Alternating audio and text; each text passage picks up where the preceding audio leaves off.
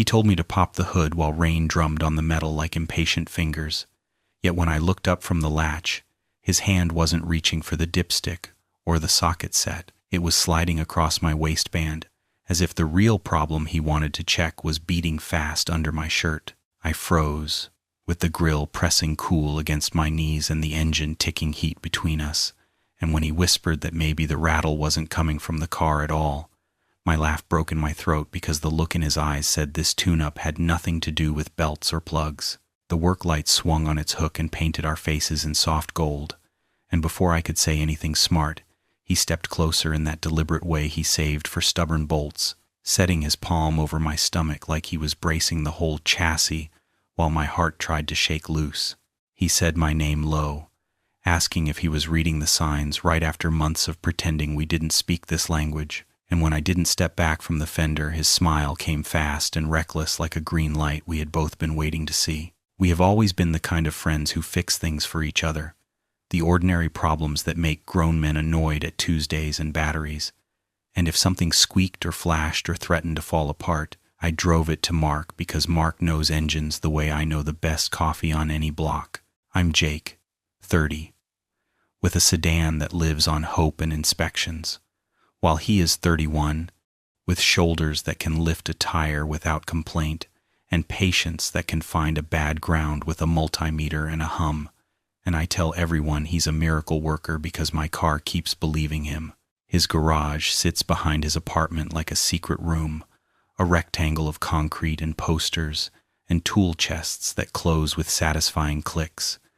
And the smell is always oil and citrus cleaner, with a hint of rain, even on dry days, because the roll-up door loves to invite weather into our conversations. We've spent a year in that space talking about nothing and everything, swapping playlists and stories while he tuned carbs and I held lights, and somewhere between a warped rotor and a bad coil, we learned each other's days by the way our shoulders carried them. Small signs kept stacking like washers on a bolt, ordinary until they weren't, like the way his fingers lingered when he passed me the rag, or the way his eyes dropped to my mouth when I said I owed him dinner for not letting my radiator explode on the highway. He always explained things twice when I didn't need it, slower the second time, as if teaching me how a serpentine belt threads through pulleys could excuse his thumb brushing the inside of my wrist while he pointed at the diagram.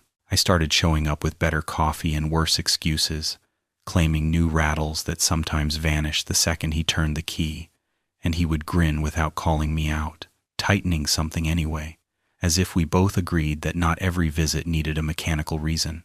When friends teased us, he shrugged and said I was his favorite warranty claim, and I joked that he was my roadside assistance plan with arms, and then the jokes would fade into the kind of silence that feels like a question standing in the doorway waiting to be invited in. Tonight began like every other late repair, with rain blurring the streetlights and my dashboard chirping a warning that might have been important if I hadn't already decided I wanted to see him, and I pulled into the alley with wipers fighting the storm and a stupid hope humming under the hood. He lifted the door by hand because the chain was moody in bad weather, and the sight of him in that old gray t-shirt made the air feel warmer than the space heater ever managed, which is not a helpful condition for diagnosing noises, but excellent for forgetting how words work. He asked what I heard, and I said a soft rattle under load, which could have been the heat shield, or could have been my nerves, and he smirked like a man who knows exactly which part to check first and isn't in a hurry to get there.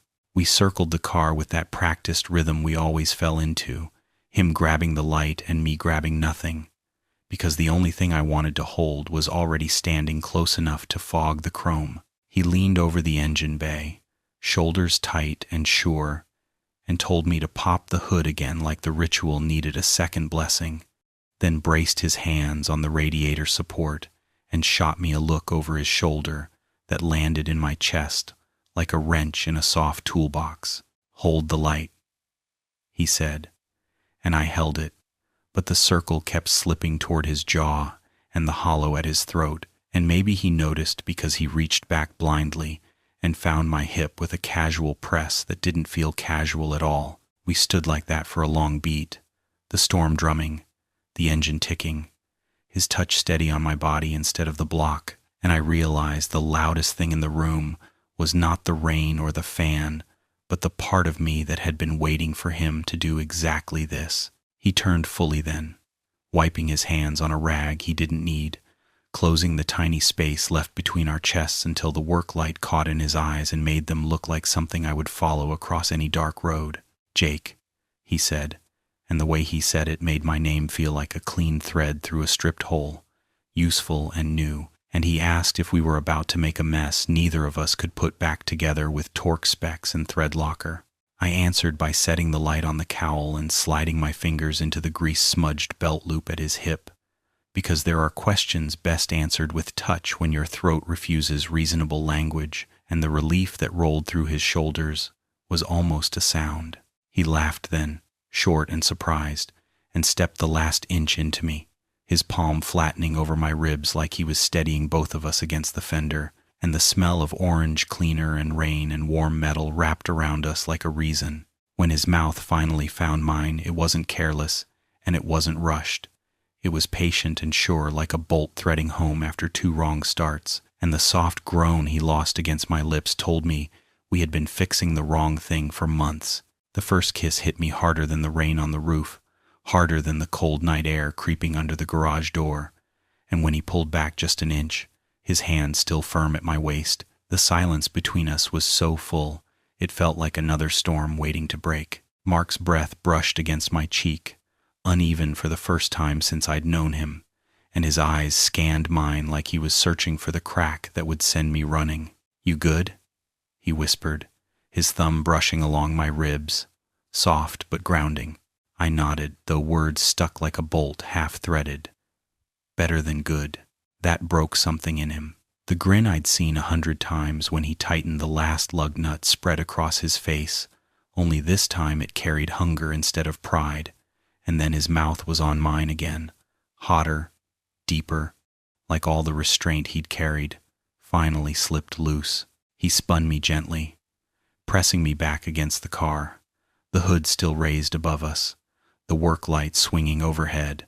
Every kiss was deliberate, full of years of what-ifs crashing into one moment, his lips tracing my jaw, his hand sliding under my shirt with a roughness that made me shiver. The grease on his fingertips smeared across my skin, and somehow that made it better real.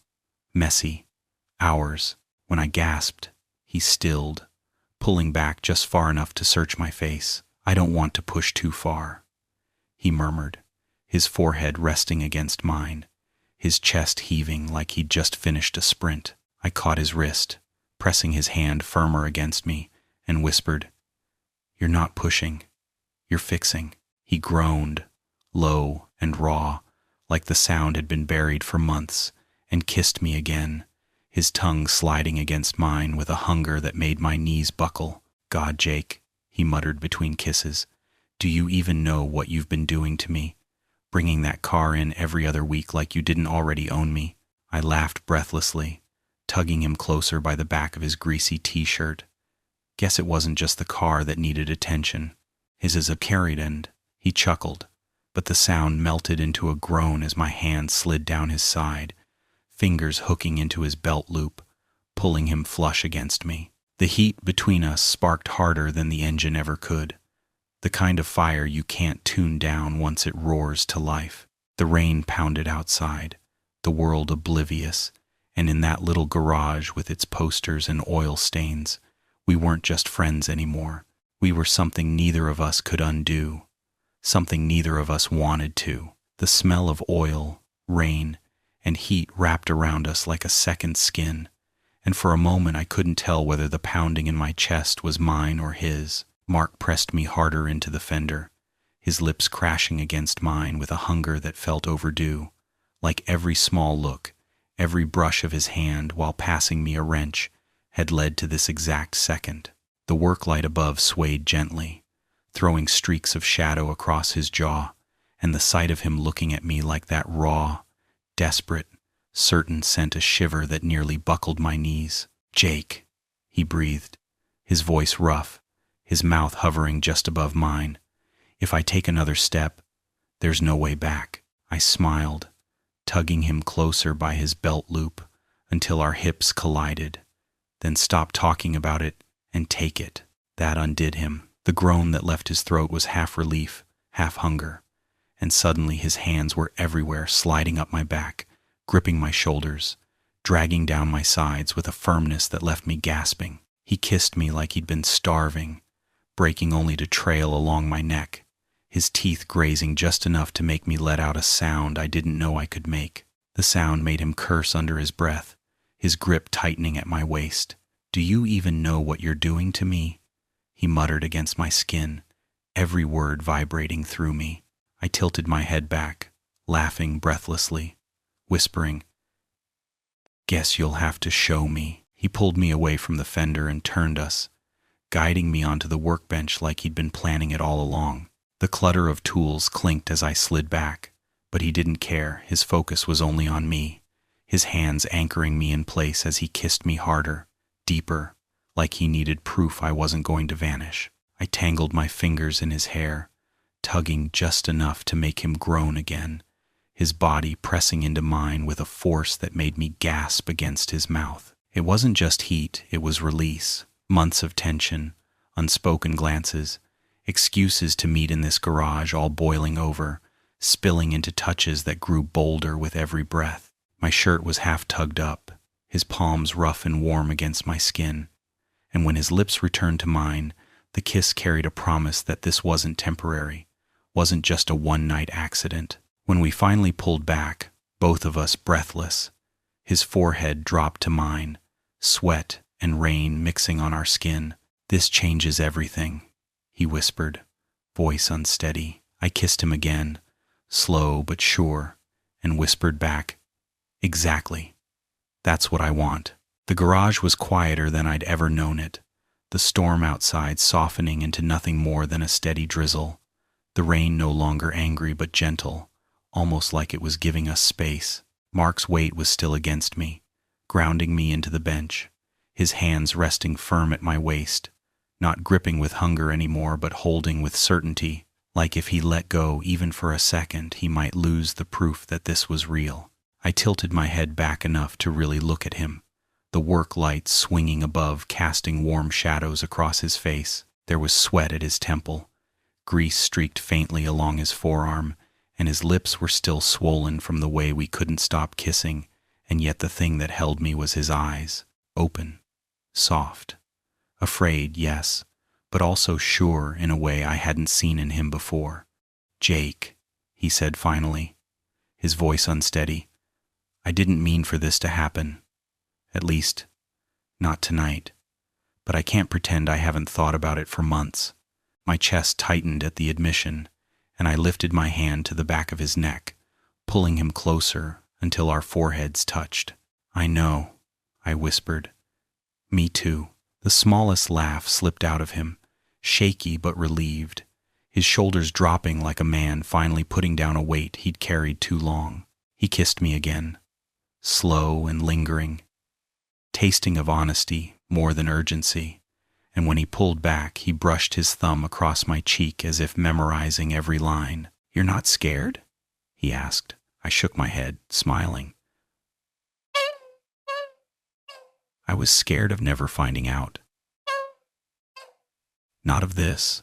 That undid him more than the kiss had. He exhaled a sound between a laugh and a groan, burying his face against my shoulder, his hand tightening briefly at my side before softening again.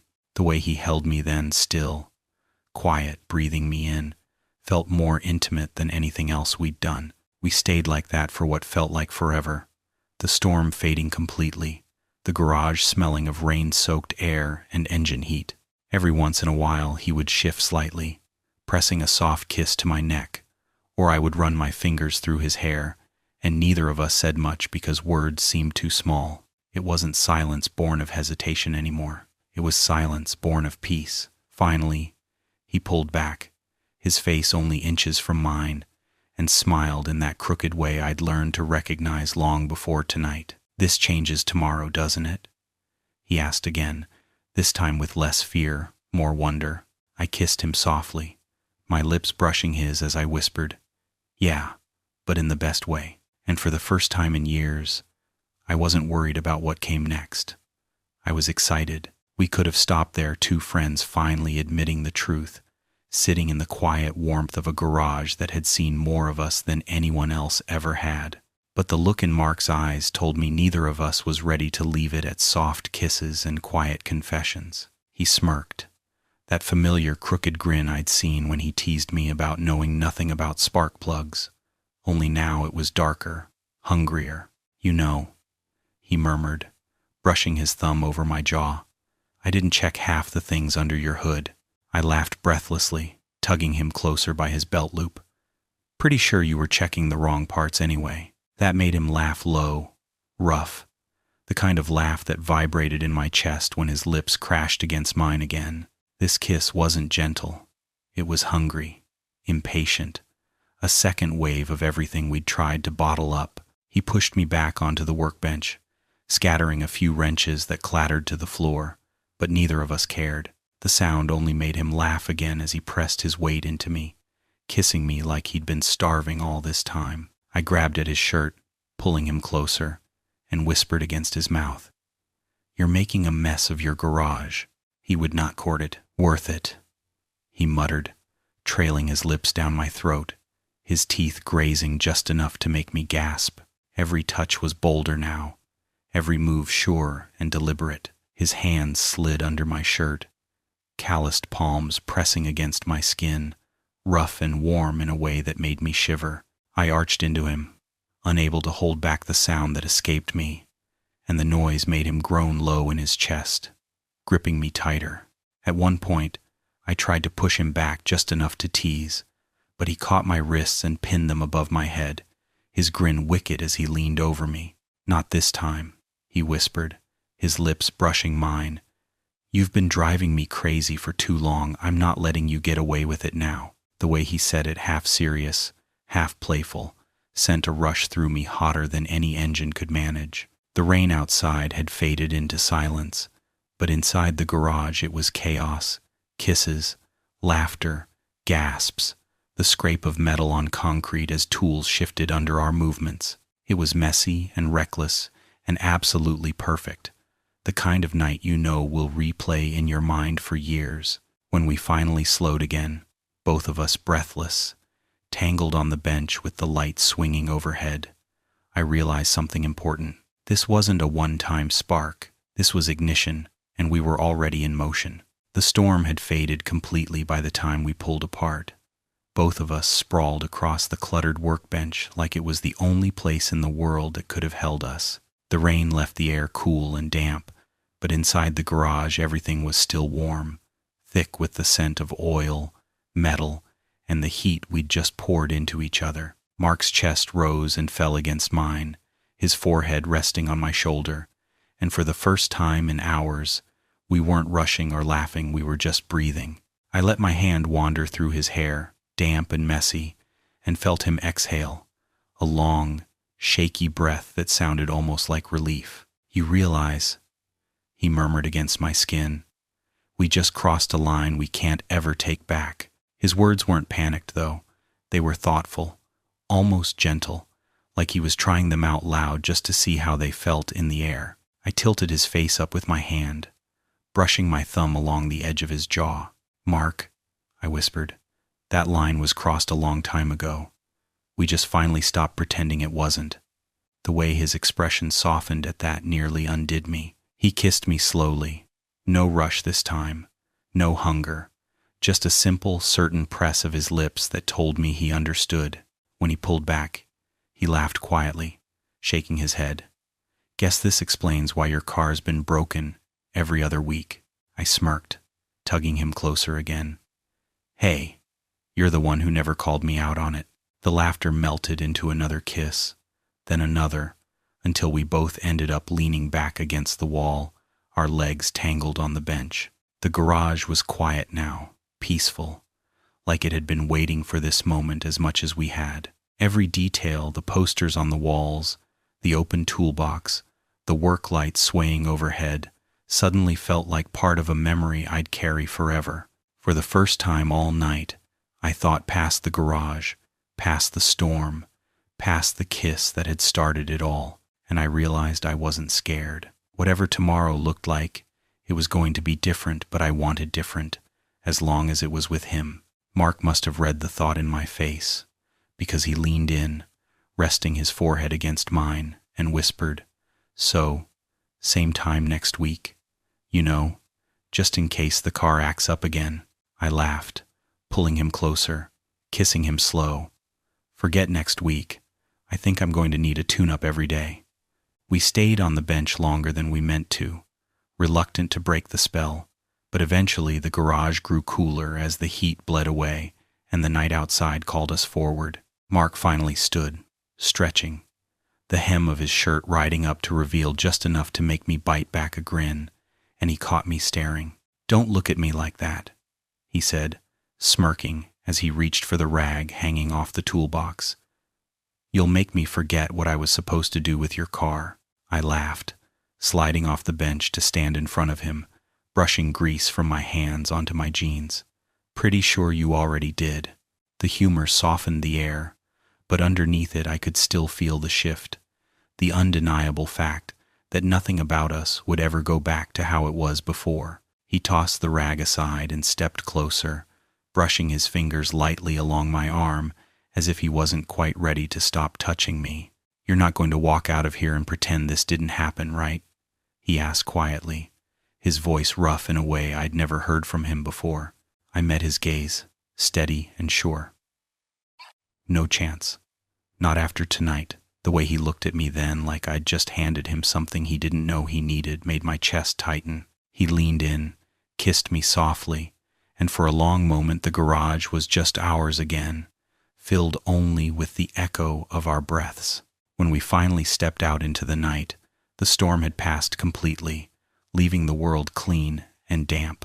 The street glistened under the glow of the lamps, puddles shimmering like pools of silver, and the air smelled sharp with rain and asphalt. We walked side by side to my car, our shoulders brushing, neither of us saying much, but both of us smiling like idiots every time our eyes met. At the car, he leaned casually against the hood, crossing his arms, the familiar cocky stance he always used when diagnosing a problem, but the grin on his face was different now. "So," he drawled, tapping the hood with his knuckles, "are you actually going to let me fix this thing, or was the rattle just your excuse to get me here tonight?" I laughed, shaking my head. "Let's be honest, you'd fix it even if I didn't ask, and yeah, it was mostly an excuse." His grin widened, and he leaned in closer, close enough that the cool night air wasn't enough to hide his warmth. "Good," he whispered, his hand brushing against mine before curling around it, strong and deliberate.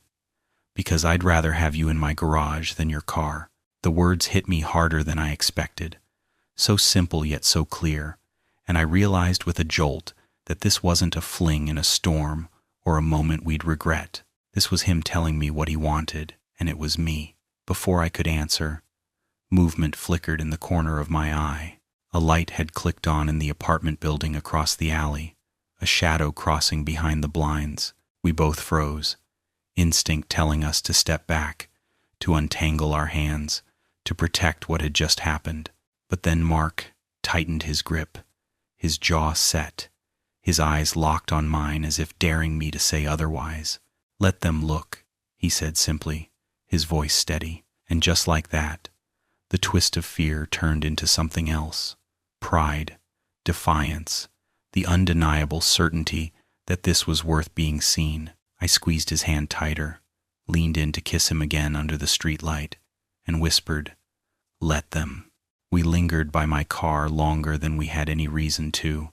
The rain-slick street lamp above us, flickering like it, too, was in on the secret. Mark still had my hand in his thumb drawing slow circles over my knuckles, and for once he wasn't talking about brake pads or belts, or how my car probably wasn't worth the gas I kept putting in it. He was quiet, thoughtful, and when he finally spoke, his voice was softer than the night air. "You know," he said, glancing at me sideways, "I've been under more hoods than I can count, fixed more engines than I'll ever admit. But this," he lifted our joined hands slightly, his grin tugging at the corner of his mouth, This is the first time I feel like I'm fixing something that actually matters. The words hit me so square in the chest I had to laugh, partly to steady myself, partly because I'd never heard him sound so unguarded. I squeezed his hand back and shook my head. You didn't fix anything tonight, Mark. You just finally stopped ignoring what's been broken for both of us. He chuckled, low and warm, then leaned in to kiss me again, slower this time, lingering like he wanted it to last through the silence of the whole street. The world around us blurred, the puddles gleaming silver, the night air humming with the quiet after a storm. And when we pulled back, his forehead rested against mine like we were already exactly where we were supposed to be. Tomorrow's going to feel different, he murmured. Good, I whispered. I don't want the same tomorrow anymore.